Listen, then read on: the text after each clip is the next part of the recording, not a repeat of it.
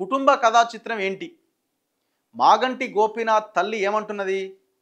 నా కొడుకు ఎవరైతే మాగంటి గోపీనాథ్ నా కొడుకు మరణం మీద నాకు అనుమానాలు ఉన్నాయి, కేటీఆర్ దీనికి సమాధానం చెప్పాలి అని అంటున్నది. వై కేటీఆర్?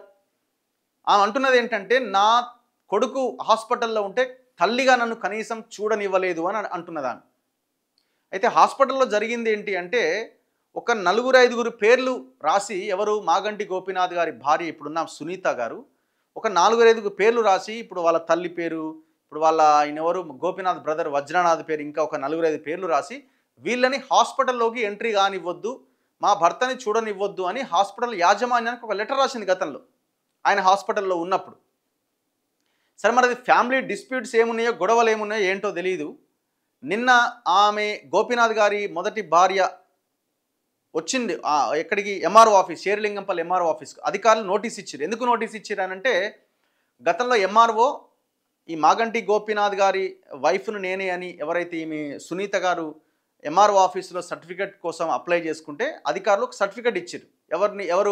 ఎవరికి? ఈమెకి, సునీతకి, గోపీనాథ్ గారి భార్య మాగంటి సునీత అని.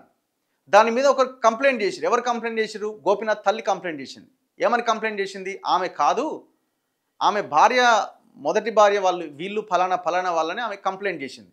సో దీంతో మళ్ళీ అధికారులు ఎంక్వైరీకి పిలిచారు. ఎవరిని పిలిచారు? ఇటు గోపీనాథ్ గారి సునీత గారిని పిలిచారు, అండ్ ఫస్ట్ వైఫ్ వాళ్ళ ఫ్యామిలీని కూడా పిలవడం జరిగింది. వాళ్ళని షేర్లింగంపల్లి ఎంఆర్ఓ ఆఫీస్కి వచ్చి వాళ్ళ యొక్క వాదన వినిపించారు. దాన్ని మళ్ళీ వాయిదా వేసినట్టున్నారు.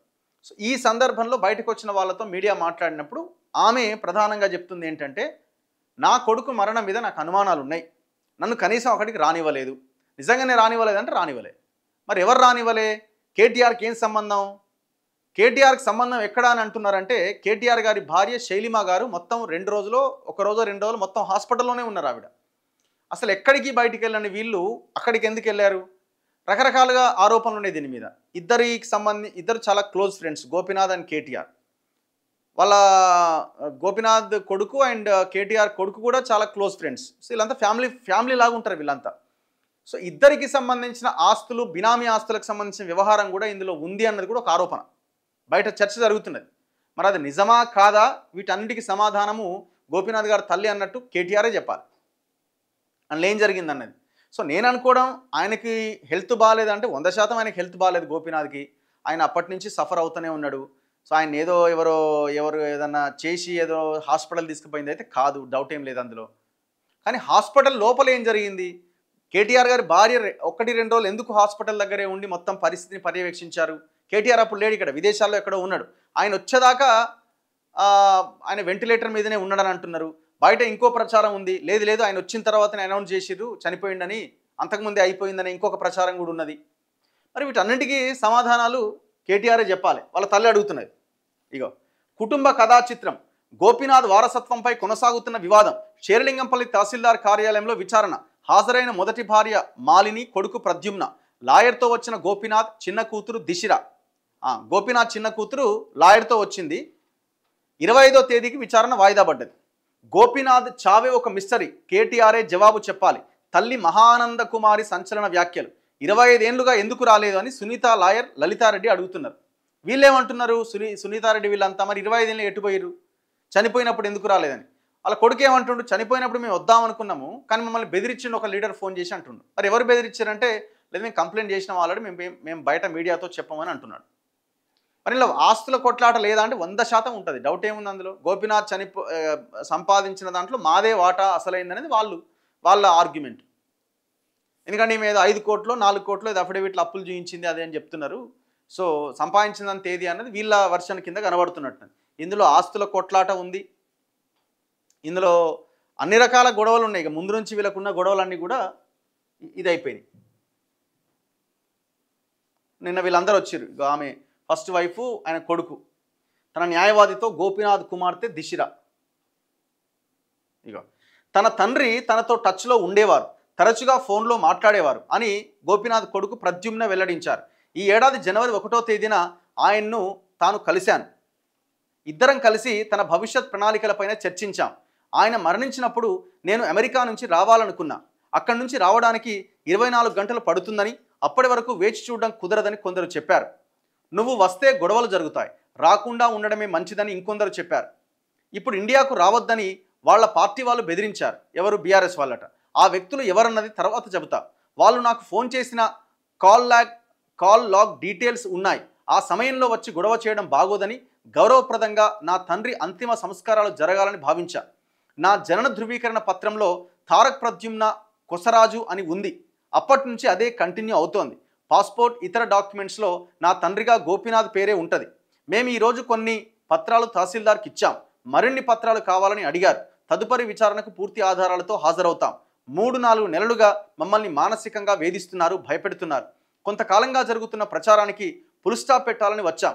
గోపీనాథ్ అఫిడవిట్లో మా పేర్లు లేవన్న విషయం నాకు తెలియదు అని స్పష్టం చేశారు. వ్యక్తిగత సమస్యలతో గోపీనాథ్ తాను దూరంగా ఉన్నామని, చట్టపరంగా విడాకులు తీసుకోలేదని మాలినీదేవి చెప్పారు. ఆమె తల్లేమంటుంది? ప్రద్యుమ్నకు హక్కులు దక్కాలి. 98లో మాలినితో గోపీనాథ్కు పెండ్లైంది. ఆయన తల్లి మహానంద కుమారి స్పష్టం చేశారు. గోపీనాథ్ చావే ఒక మిస్టరీ. ఆయన ఎప్పుడు చనిపోయారో తమకు తెలియదు. కేటీఆర్ వచ్చే వరకు ఆయన మరణాన్ని ధృవీకరించలేదు. అలా ఎందుకు చేశారో కేటీఆర్ జవాబు చెప్పాలి. గోపీనాథ్ మొదటి భార్య మాలినీదేవి. సునీతతో పెళ్లి నేను చేయలే. ఆమె వచ్చాక 2 ఏళ్లు మాతో కలిసి ఉన్నారు. ఆ తర్వాత బయటకు వెళ్లారు. మాలినితో విడాకులకు దరఖాస్తు చేసుకుంటే రద్దయినాయి. అందరూ గోపీనాథ్ పిల్లలే. కొడుకుగా ప్రద్యుమ్నకు హక్కులు దక్కాలి. కుటుంబం అంటే అందరూ కలిసిమెలిసి ఉండాలి. ఆమె పోటీ చేస్తున్న విషయం గురించి పార్టీ వాళ్ళు కానీ సునీత కానీ నాకు చెప్పలేదు. గోపీనాథ్ ఆసుపత్రిలో ఉన్నప్పుడు వెంటిలేటర్పై ఉన్నా కూడా ఉన్నాడంటూ నన్ను చూడనివ్వలే. కేటీఆర్ అక్కడికి వస్తే నన్ను చూడనివ్వట్లేదు. నువ్వైనా చెప్పయ్యా అంటే అక్కడ వచ్చి మాట్లాడతానని వెళ్ళిపోయాడట. సో ఇది పరిస్థితి. వీళ్ళేమంటున్నారంటే మరి ఇన్నేళ్ల నుంచి ఎటుపోయారు, ఇప్పుడు సడన్గా ఎందుకు వచ్చారు అన్నది వీళ్ళ వర్షన్. ఇది కుటుంబ కథా చిత్రం. వాళ్ళ ఫ్యామిలీ కూడా వాళ్ళ పర్సనల్ మ్యాటర్ ఇది. సరే, ఇప్పుడు ఎందుకు ఇది బయటకు వచ్చింది, ఎందుకు వ్యవహారం ఇది, దీనికి పబ్లిక్కి ఏం సంబంధం అంటే పెద్దగా పబ్లిక్కి సంబంధం లేకపోయినప్పటికీ ఇక్కడ విషయం ఏంటి అంటే చర్చ ఎక్కడ ఉంది అని అంటే, ఒకవేళ ఆమె అఫిడవిట్లో పెట్టినటువంటి మాగంటి సునీత వైఫ్ ఆఫ్ గోపీనాథ్ అనే ఈ ఒక్క అంశం దగ్గరనే తేడా వచ్చే అవకాశం ఉంది. ఇక అంతకుమించి ఏం లేదు. ఇక్కడ ఎలక్షన్కి ఈ ఎపిసోడ్కి ఏం సంబంధం లేదు. బేసిక్గా ఒకే ఒక్క దగ్గర సంబంధం ఉంది. ఎక్కడ అంటే ఈమె అఫిడవిట్లో పెట్టినటువంటి మాగంటి సునీత వైఫ్ ఆఫ్ గోపీనాథ్ అన్న దగ్గర మీరు గోపీనాథ్ భార్య కాదు కదా, ఇది తప్పుడు సమాచారము అని ఎవరైనా కంప్లైంట్ చేయడానికి అవకాశం ఉంటుందన్నమాట. సో ఆ పాయింట్ చాలా కీలకం. సరే, ఇవన్నీ పక్కన పెడితే మరి ఫ్యామిలీ మ్యాటర్లోకి కేటీఆర్ ఎందుకు ఎంటర్ అయ్యిండు? కేటీఆర్కి ఏం సంబంధం? మన తల్లి అంటున్నది అప్పుడే చచ్చిపోయిండు, కేటీఆర్ వచ్చేదాకా చూపించలేదు, ధృవీకరించలేదు అంటుంది. ఇది నిజమా? కేటీఆర్ ఆన్సర్ చేయాలి.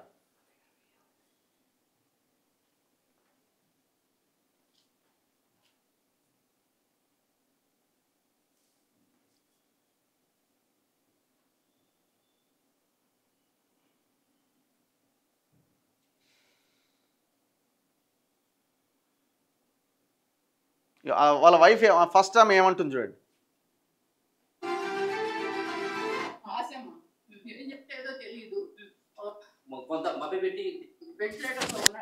ఒక్కసారి చూస్తానంటే నన్ను కన్న తల్లిని. ఆడికి 63 ఏళ్ళు, నాకు 92 ఏళ్ళు. ఏమ్మా చివరి దశలో ఇటువంటి బాధ వచ్చింది ఏంటి?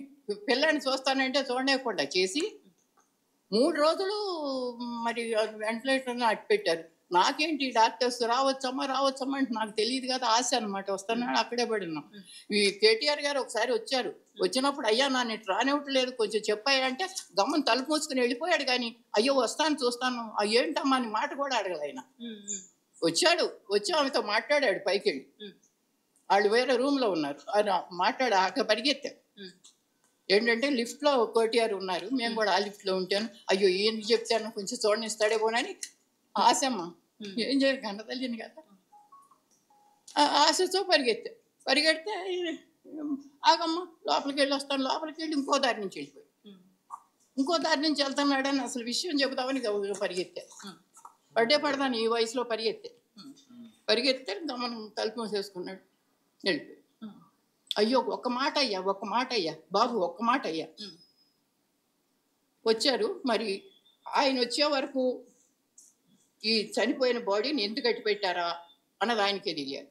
ఆయన వచ్చిన తర్వాత ఎందుకు డిక్లేర్ చేశారా అని ఆయనకి తెలియాలి. నాకు తెలియదు కదా, ఈ కేటీఆర్ సమాధానం చెప్పాల్సిన విషయం. అసలు ఎప్పుడు చనిపోయారు అన్నది క్లారిటీ లేదు అంటారు లేదు, మీకు. మాకు లేదు. ఇంకా ఏంటంటే ఒకసారి వారితో కూడా అప్పటికే విచారణ ముగిసినట్లు అవలేదని నేను చూపిస్తాను, ఓకే. అయిందో చూపించమనండి. ఆ అబద్ధం ఏదో నేను సో ఇన్ని అబద్ధాలు ఆడుతూ ఉంటే కూడా మీరు ఎందుకు రావాల్సినటువంటి అవసరం లేకుండే అని చెప్పేసి అనుకున్నారు? భర్త చనిపోయిన తర్వాత ఎవరైనా కానీ భార్య దుఃఖం ఉంటుంది, సో అదంతా కూడా ఉంటుంది కదా. మిమ్మల్ని ఎవరిని ప్రత్యేకంగా రావద్దు అని చెప్పేసి ఎవరు మిమ్మల్ని అవాయిడ్ చేస్తారు?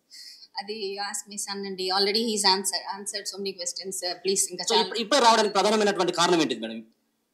The government ask me to attend this meeting. వాళ్ళు పంపించారు, నోటీస్ పంపించారు, వాట్సాప్ మెసేజ్ పంపించారు, ఫోన్ కాల్ చేశారు.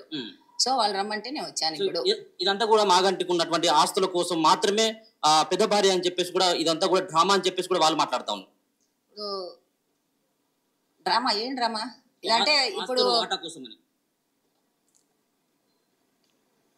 అంటే మై సన్ ఇప్పుడు కొడుక్కి ఆస్తి రాదంటారా ఫాదర్ దగ్గర నుంచి? Is not the legal heir? అది కోర్టు చెప్పనండి, వీళ్ళు కాదు. ఓకే. సో ఇది వాళ్ళ వెర్షన్. ఇది ఇరువైపులా మొత్తానికి జరిగింది ఇది. ఇక మరి ఇది ఏడు దాకా పోద్ది అన్నది చూడాలి.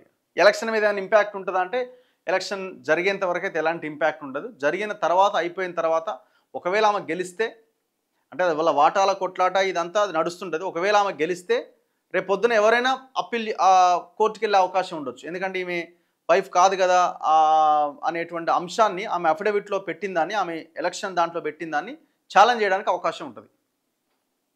అంతకుమించి పెద్దగా దీని మీద ఏముంటుందని లేదు. కాకపోతే ఈ మధ్యలో ఈ వ్యవహారం ఇదంతా కూడా కొంత వాళ్ళకి నెగిటివ్ తీసుకొచ్చే అవకాశం కూడా ఉండొచ్చు మేబీ ఎలక్షన్స్ మీద.